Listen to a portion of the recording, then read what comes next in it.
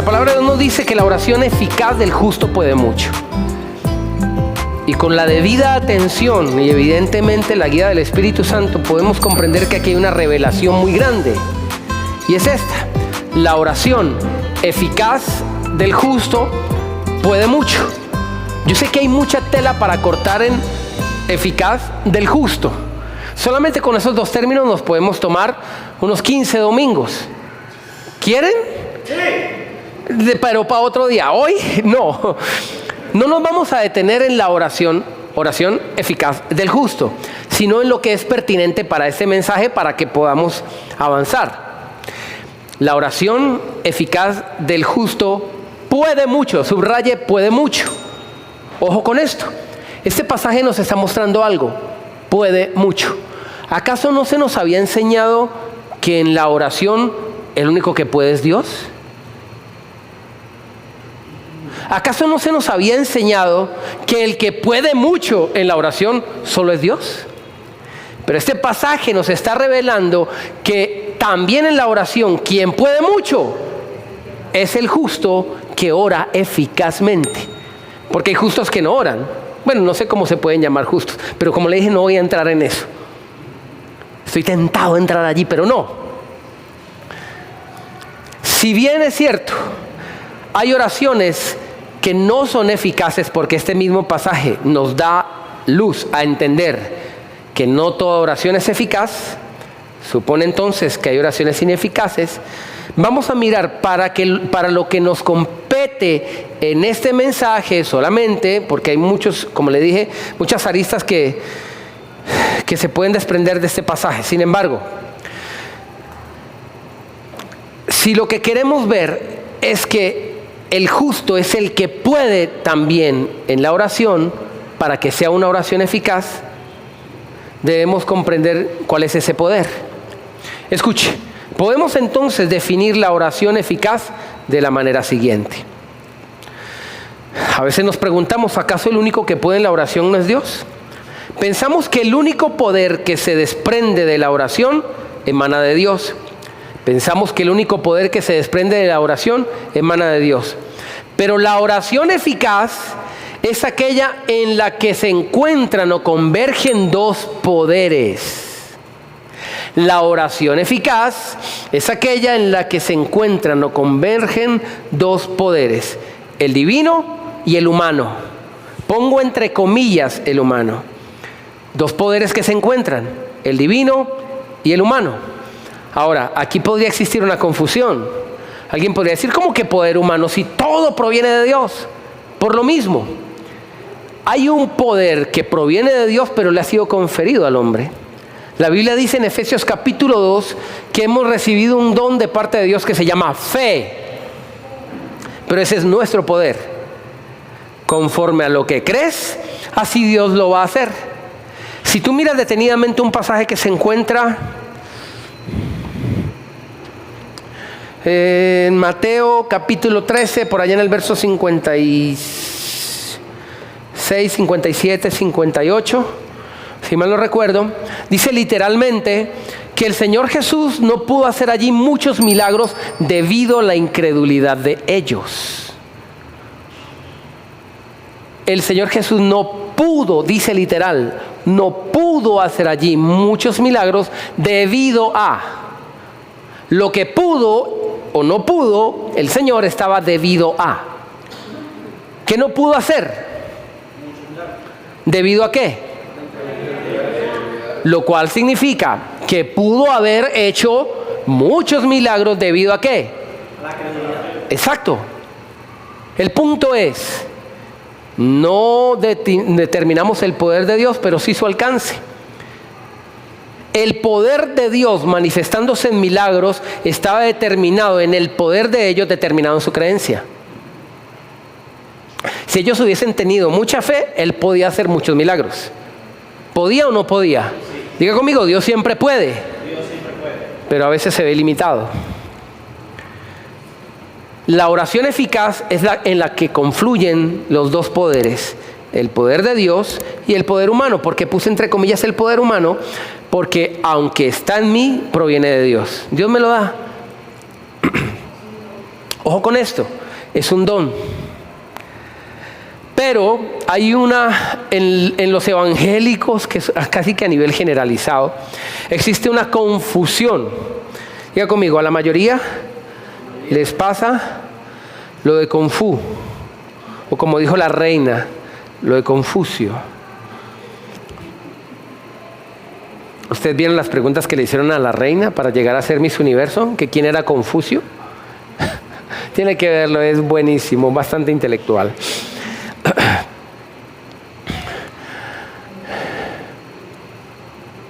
Algunos cristianos, evangélicos mejor, piensan que Dios le puso a usted porque la Biblia dice que Dios a cada uno le dio una medida de fe.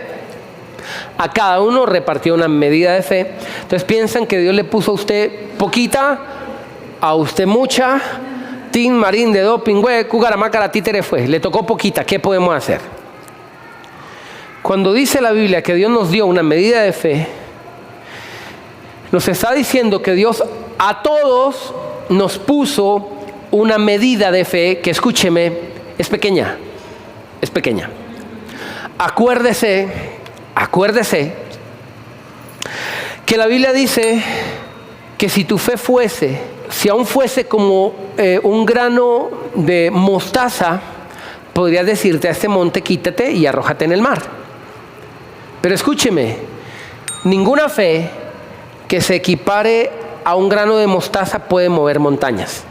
Ninguna. Algunos piensan que sí, y algunos dirán que estoy contraviniendo el versículo. No.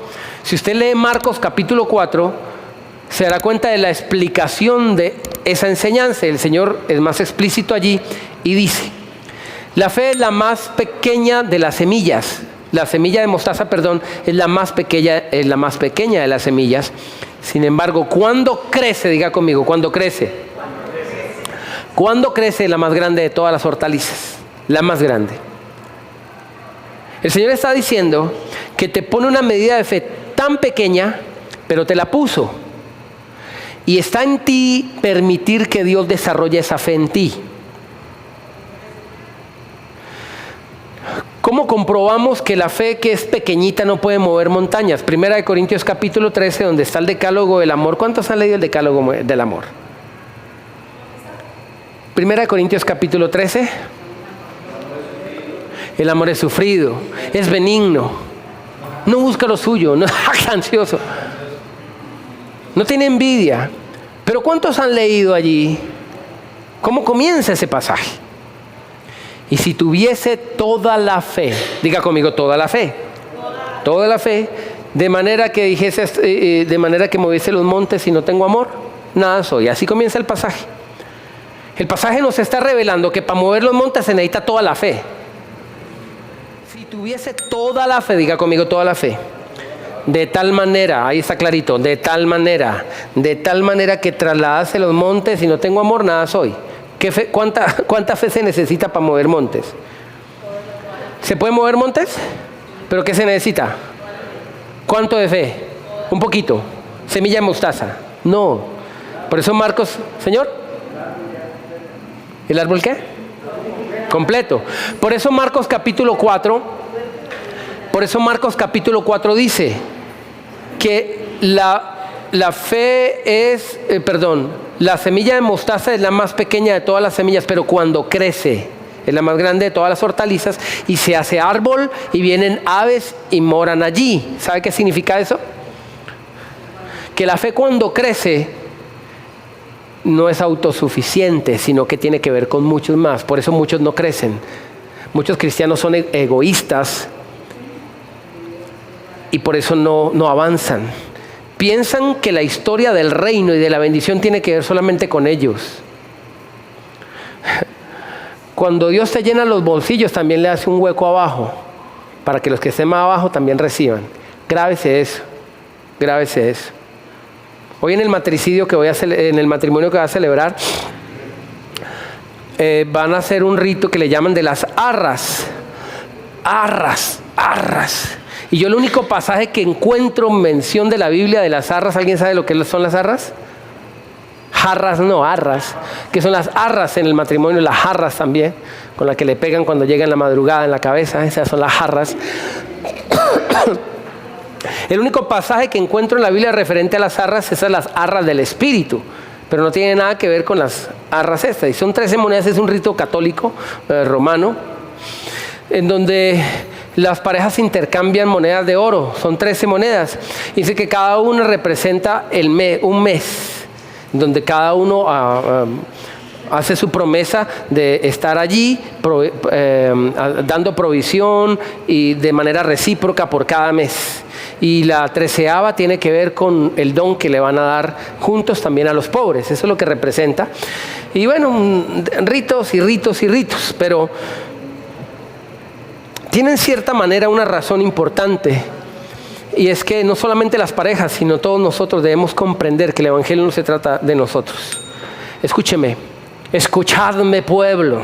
Si se tratase de nosotros, la mejor bendición que podemos recibir es irnos al cielo, en donde deberíamos entender que si fuera solamente que se tratase de nosotros, en el mismo momento que alguien haga la oración de fe, se muere. Y si fuese así, solamente los entendidos sabrían que eso es glorioso. Pero aunque fuese así, la mayoría no lo haría, porque dicen, no, yo me muero hoy. Porque no saben lo que es irse al cielo. ¿Comprendes, capullo? ¿Captas, capullo? Porque no se trata de nosotros mismos solamente. Diga conmigo, Dios me ha dado, me ha concedido una misión, un propósito superior. Y es superior porque tiene que ver mucho más allá de ti, mucho más allá de ti, mucho más allá de ti, mucho más allá de ti, mucho más allá de ti. La oración eficaz, que es la que puede mucho, es necesariamente aquella en la que confluyen o se encuentran los dos poderes, el divino y el humano. Un sustento bíblico para esto, para finalizar, lo encontramos en Marcos capítulo 9, versículo 14. Marcos, ¿vino Marcos? Versículo 14. Cuando llegó donde estaban los discípulos, el Señor Jesús vio una gran multitud alrededor de ellos y escribas religiosos de aquel entonces que discutían con ellos. Diga conmigo, el religioso tiene bien desarrollado el ejercicio de la discusión. Versículo 15. Enseguida toda la gente viéndolo se asombró y corriendo a él lo saludaron. Él les preguntó, ¿qué discuten con ellos? A los discípulos. Respondiendo, a toda la gente, respondiendo una de la multitud dijo, Maestro, traje a ti mi hijo, que tiene un espíritu mudo, el cual donde quiera que lo toma, lo sacude, echa espumarajos, cruje los dientes y se va secando. Wow, traje a ti mi hijo, que tiene un espíritu mudo. Se da cuenta que era un espíritu, no era el matrimonio, espíritu. El cual donde quiera que lo toma, lo sacude, echa espumarajos. Aquí dice, ¿no? Cruje los dientes y se va secando. Dice, dije a tus discípulos que lo echaran fuera, pero no pudieron. Respondiendo, él les dijo, versículo 19, generación incrédula, ¿hasta cuándo voy a estar entre ustedes? ¿Hasta cuándo los voy a soportar? ¡Wow! ¡Qué afirmación del Señor Jesús! Me permite predicar la verdad sin miramientos emocionales de ninguno de ustedes, por favor. No, y aunque no me permita. Ante esta situación se pone de manifiesto el carácter del Señor Jesús. Traje a tus discípulos, ellos no pudieron. Generación incrédula, ¿hasta cuándo voy a estar entre ustedes? ¿Hasta cuándo los voy a soportar? ¿Sabe cuál es la reacción del Señor Jesús ante la incredulidad? Indignación, llamémosle mejor. Indignación. Incrédulos, ¿hasta cuándo los voy a soportar? El Señor Jesús soporta nuestra incredulidad. No lo tome como una cuestión así muy vaga. No pasa nada, no pasa nada, no pasa nada. No pasa nada. Nosotros somos muy deportivos. Demasiado deportivos. Dígale que está a su lado, pues, ¿qué haremos con usted, Michael Jordan? Extremadamente deportivos. Y no nos percatamos que la incredulidad es una cosa que hay que sacarla. ¿Cuántos le han puesto nido? Le compran nidito, así como le compran una camita de dormir a su mascota, a su perrito. ¿Cuántos le han comprado camita de dormir a sus perritos? Yo lo he hecho. Es cariño, ¿cierto? ¿Cuánto le compran camita de dormir a las cucarachitas de su casa? Y la saluda como saluda a su mascota. ¡Ay, mucho! Ya se levantó cucarachita de mucho de la casa. ¿Quién hace eso? ¿Qué hace usted cuando ve una cucaracha?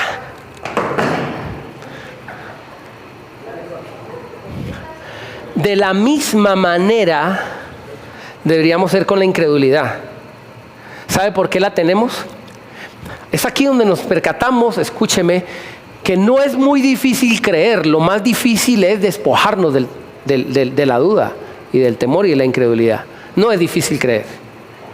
Lo que nos cuesta es despojarnos de la duda e incredulidad porque la abrazamos tanto cual cucaracha de consentida de casa. Hasta que usted no tenga determinación.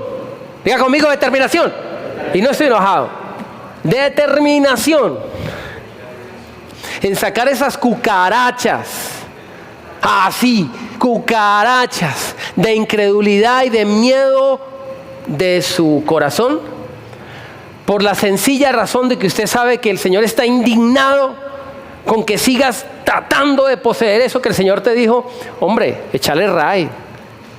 Y usted dice que una cucarachita, hombre. ¿Sabe qué dijo el Señor Jesús? Nadie puede, por mucho que se angustie, añadir a su estatura unos centímetros.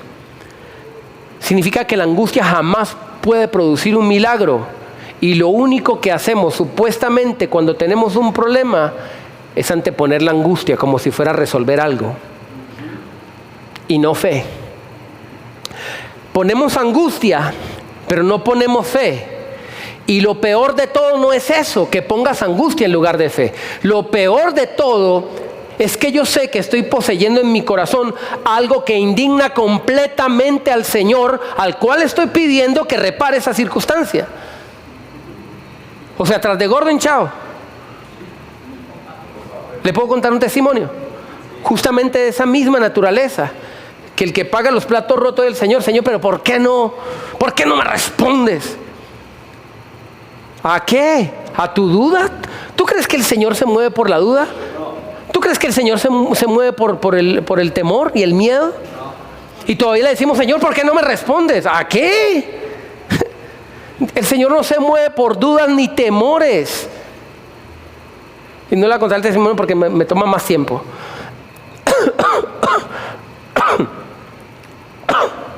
Amén.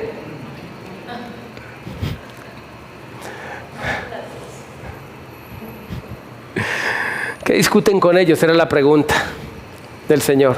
¿Fin? Yes. ¿Qué discuten con ellos? La pregunta es, ¿usted sabe lo que es un soliloquio? Un solo loco no. El soliloquio es esa conversación interna que tú tienes contigo mismo. ¿Cuántos se hablan a sí mismos y tienen un chorro de locos todo, hermano? Eso no es normal. Visita el psicólogo, hermano. Usted tiene una conversación interna. ¿Y usted se acuerdan los muñequitos cuando ponían el diablo acá y el angelito acá? Eso ocurre en nuestra mente, una conciencia y una carne que te está hablando. Y la voz del Espíritu no es que no sea muy fuerte. Lo que pasa es que es tan inaudible a causa de la potencia de la voz de tus dudas, tus temores, tu carne, que casi no la puedes escuchar. Ajá. Así es. ¿Cuánto le han dicho, bájele al equipo que está muy duro? ¿Y qué? Que el equipo está muy duro, no me deja escuchar. No reconocemos que hay una voz allí. Y el Señor siempre nos habla, lo que pasa es que no tenemos oídos para oír. Por eso el Señor Jesús dice, el que tenga oídos para oír, que oiga. Porque hay gente que tiene oídos y no para oír. Unas orejotas así, ni nada. En serio. Y solo oreja. pero nada de oído. Porque la audición no es el sentido que se produce acá en el canal auditivo, sino acá. ¿Qué discuten con ellos? ¿Para qué se pone a pararle bolas a esos temores? ¿Qué tiene usted que estar conversando con dudas y miedos? ¿Te resuelve algo? ¿Te resuelve algo? ¿Te resuelve algo? ¿Te resuelve algo? ¿Te resuelve algo? ¿Te resuelve algo? Es que estás hablando con él, lo que dice el Señor Jesús. ¿Cómo no se va a indignar? Habla conmigo, dice el Señor. ¿Me estoy haciendo entender? Sí. ¿Y qué lenguaje hablamos los dos? Fe, papá, fe, papá, fe. Y esperás que vos hablándome en chino te responda en antioqueño, mijo. ¿Cómo querés? ¿Cómo querés? No, papá, ese lenguaje, el lenguaje de los milagros solamente se entiende con aquel que habla el lenguaje de la fe, que es el mismo. Que es el mismo. Versículo 19, generación incrédula, ¿hasta cuándo he de estar con ustedes? ¿Hasta cuándo los he de soportar? Una oración una oración en la cual solamente está expuesta a los miedos, los temores y las dudas, es una oración que Dios escucha, pero soportándola. Así como cuando llega el testigo de Jehová a su casa. Usted lo escucha bien atento, ¿cierto? Sí, señor. No, señora. No, señora, gracias. Gracias, señora. ¿Cierto? Y después de 20 minutos o 50 minutos, después de 57,000 gracias, la señora sigue ahí, ¿cierto? Oración eficaz. Oración eficaz. Oración eficaz, en la que se encuentran dos poderes, confluyen dos poderes, el poder de Dios, que es el que siempre estamos esperando, y el poder nuestro, que es el que siempre Dios está esperando. Pero lo único que hacemos es mostrarle nuestras debilidades. Mire, el llanto está bien, pero cuando el llanto realmente sale por el dolor de la incapacidad propia de su falta de fe, créame que eso no conmueve a Dios. Yo le diría que lo desorienta, porque diciendo, si este es mi hijo, con todo lo que le he enseñado, con todo lo que vio el domingo pasado, y sigue, y sigue, y sigue. Créame, Señor, créame, que para la próxima enseñanza vamos a ver la historia de una mujer, se la va a contar para que oremos, llamada Ana, que cuando creyó, dice la Biblia, no estuvo más triste. Aunque tenía motivos para estar triste, encontró que tenía más motivos para no estarlo. ¿Señor? Y se los entregó al Señor. Significa que toda la tristeza que cargamos no es otra cosa más que la carga que decidimos llevar y no soltársela al Señor y no tomar su yugo. Es una decisión, es una decisión, es una decisión. Gracias, hermano, gloria a Dios, bendito Dios, que alguien dijo, yo estoy entendiendo. ¿Hasta cuándo los he de soportar? Tráigalo. Aún a pesar de eso, el Señor no se rehusó a hacer el milagro. Tráigalo. Verso 20, se lo trajeron. Wow. Yo no quiero seguir predicando aquí, pero tengo que hacerlo. Lo que no pudo hacer su debilidad en la fe, lo logró en la fortaleza de su obediencia. No habían creído, pero el Señor dijo, tráigalo, ¿y qué hicieron? O sea, a veces no entiendo, pero si lo hago, cuenta. Yo no entiendo de qué se trata esto, pero lo voy a hacer. ¿Alguien está entendiendo? Y dice, y se lo trajeron. Y cuando el Espíritu vio a Jesús, sacudió con violencia al muchacho, que cayó al suelo revolcándose y echando espumarajos. Versículo 21. Jesús le preguntó al padre, ¿cuánto hace que le sucede esto? Y él le dijo, desde niño. Muchas veces lo arrojan el fuego o al agua para matarlo. El caso era grave, ¿no? Si era tan grave, no demandaba cualquier fe, ¿verdad? La pregunta, dije que no iba a predicar aquí, pero bueno, que no me puedo contener. ¿Por qué preguntó el Señor Jesús desde hace cuánto le pasa eso? Porque no tenía ni idea el Señor Jesús el dictamen médico que tenía este personaje. El Señor Jesús lo sabía todo. Él no tenía que ir a pedir la historia clínica, Él lo sabía. El Señor no necesitaba ninguna radiografía en la historia clínica del personaje. Del asunto que estaba enfermo, endemoniado. Él lo único que necesitaba es exponer la radiografía de cuántos años venía el pueblo dudando. Por lo mismo, venía el pueblo sufriendo. No eran 22 años de enfermedad del muchacho, sino 20 años de incredulidad de los padres. Estoy predicando ahora. ¿Por qué era necesario exponer todo ese tiempo? Porque de lo contrario tal vez no vamos a reaccionar. No es tanto darse cuenta que la tierra prometida está a la vuelta de la esquina, sino cuánto tiempo va a seguir dudando, dándole vueltas al desierto que está aquí, y aquí, y aquí, y aquí, y aquí, y aquí. ¿Me hago entender? Sí. ¡Oh, gloria! No, mentira. Así hacen lo evangélico, por eso estoy imitando. Versículo 22. Ojo conejo. No, 23. No, 22. Muchas veces lo arrojan el fuego o al agua para matarlo, pero si puedes hacer algo. Mire el atrevimiento de este personaje. ¿Qué le dice el padre del muchacho al Señor Jesús? Pero si puedes hacer algo, ten misericordia de nosotros y ayúdanos. Mire la respuesta del Señor Jesús, verso 23. Jesús le dijo, si puedes creer. ¿Qué le dijo el papá? ¿Qué le dijo el papá al Señor? Si puedes hacer algo. ¿Qué le dijo el Señor al papá? ¿Qué le dijo el papá al Señor? ¿Qué le dijo el papá al Señor? ¿Qué le dijo el Señor al papá? Si puedes. ¿Usted lo vio? Si puedes. Mire la palabra acá, si puedes. Si puedes hacer algo. ¿Y qué le dijo el Señor? Sí, puedes creer. Puedes, ¿ve? El poder de Dios se equipara al poder del hombre. ¿Puede Dios hacer algo? Dios le dijo, según lo que usted pueda creer. Dios sí puede hacer. Pero en tu vida la diferencia está si tú puedes creer. Dios puede hacer todo, pero en tu vida la diferencia está si puedes creer. Si puedes creer. Si puedes creer, todo es posible. Si puedes creer. ¿Se acuerda la canción? El poder de Dios hará una explosión de gloria cuando se encuentre con el poder en el hombre. La determinación está en creer que Dios lo puede hacer. Sea terco en este sentido. Saque las cucarachas, por favor, de la cabeza y del corazón. Porque orar en el recinto glorioso donde Dios habita, plagado de cucarachas, es tan fastidioso que hasta el mismo Señor se quiere ir. Él soporta ese ambiente. Una vez me invitaron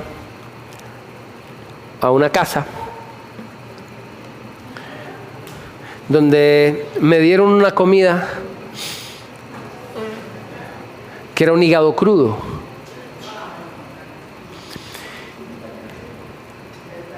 Y yo, que me sentía orgulloso de mi humildad,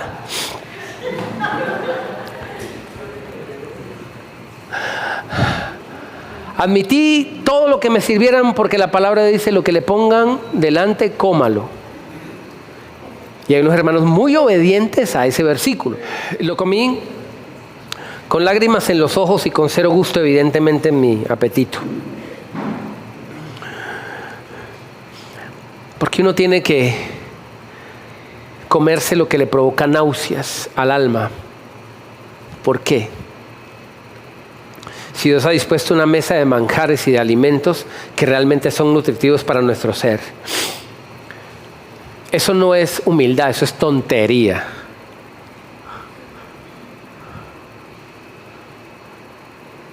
Hoy en día, si me sirve un hígado crudo, yo le digo, venga, que eso está muy crudo. Yo a veces le digo, a veces me invitan a un lugar y yo le digo, ¿será que me puede cocinar más el pollo que se me está comiendo el arroz? Le digo.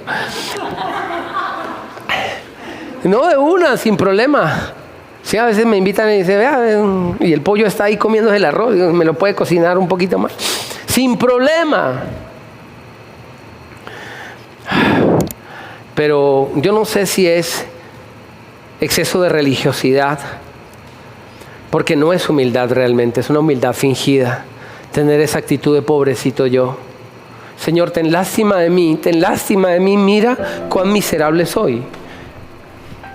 Y Dios soportando. ¿Hasta cuándo te vas a ver como yo te miro?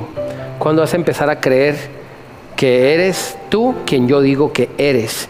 Volvemos al mismo caso del hijo, el amargado, o sea, el hermano del derrochador. Tantos años hace que te sirvo y nunca me has dado. Él concebía que todo lo que tenía es porque Dios se lo daba, pero él nunca lo había pedido, nunca lo había tomado, como le dije. ¿Y dónde estaba? Diga conmigo, siempre fuera de la fiesta. Siempre fuera de la fiesta. ¿Se acuerda que no quería entrar a la fiesta? El problema no es que no quería entrar a la fiesta porque tenía otra afuera. Esta está más buena, ¿no? ¿Cuánto andan de fiesta en fiesta buscando la más buena? Arrepentidos.